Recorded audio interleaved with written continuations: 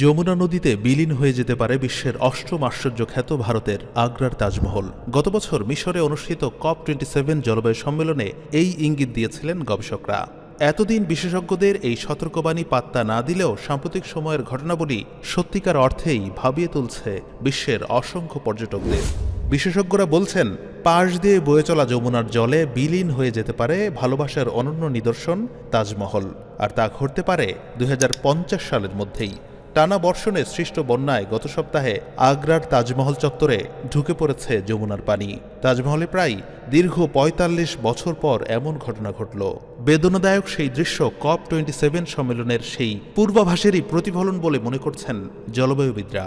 বলছেন, আগামী এক দশকের যে কোনো সময় যমুনার জলে হারিয়ে যেতে পারে ভবনটি, অর্থাৎ ২০৫০ সালের আগেও তাজমহল চিরতরে হারিয়ে যেতে পারে।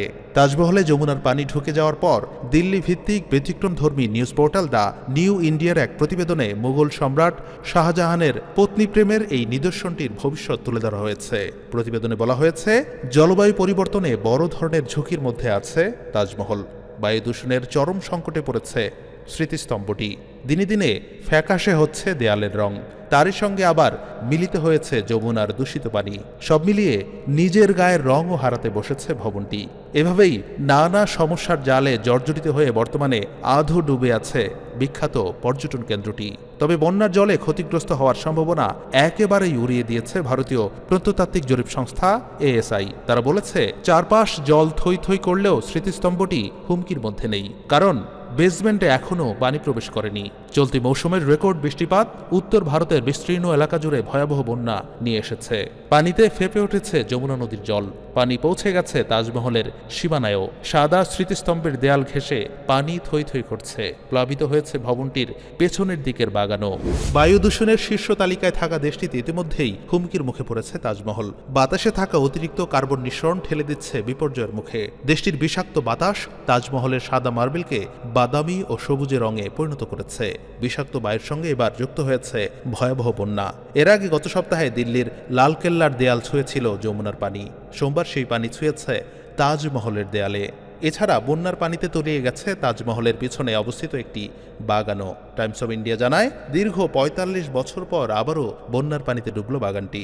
এর আগে ১৯৭৮ সালে যমুনা নদীর পানি ঢুকেছিল তাজমহল চত্বরে। তবে ঐতিহাসিক এই স্থাপনাটির রক্ষণাবেক্ষণকারী আর্কিওলজিক্যাল সার্ভে অফ ইন্ডিয়া জানিয়েছে, বর্তমান বন্যায় কোনো ধরনের হুমকির মধ্যে নেই তাজমহল। এমনকি তাজমহলটি এমনভাবে তৈরি করা হয়েছে যে প্রবল বন্যার সময়ও জল মূল সমাধিতে প্রবেশ করতে পারবে না বলে জানান তাজমহলের সংরক্ষণকারী কর্মকর্তারা।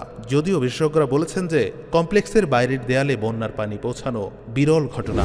যুক্তরাজ্য ভিত্তিক সংস্থা ইউসুইচ কৃত্রিম বুদ্ধিমত্তা ব্যবহার করে বিশ্বের শীর্ষ পর্যটন কেন্দ্রগুলোতে আগামী বছরগুলোতে জলবায়ুর প্রভাব কেমন হতে পারে তার উপর একটি গবেষণা চালায়। পর্যটন কেন্দ্রগুলোর মধ্যে রয়েছে Agra, Auckland, Barcelona, Beijing, Berlin, Dubai, Edinburgh, Giza, দক্ষিণ Africa, London, Los Angeles, Mexico City, Moscow, New York, Paris, Rio de Janeiro, Sydney, Tokyo ও টরন্টো। আগ্রা, আমস্টারডাম ও রিও ডি জেনেরিও সহ বিশ্বের প্রধান স্থানে বন্যার ঝুঁকির পূর্বাভাস দেয় তারা। গবেষণাটি বিশ্ব জলবায়ু পরিবর্তন মোকাবেলা করতে না পারলে ভবিষ্যতে কি হতে পারে তার একটি ভয়াবহ চিত্র তুলে ধরে।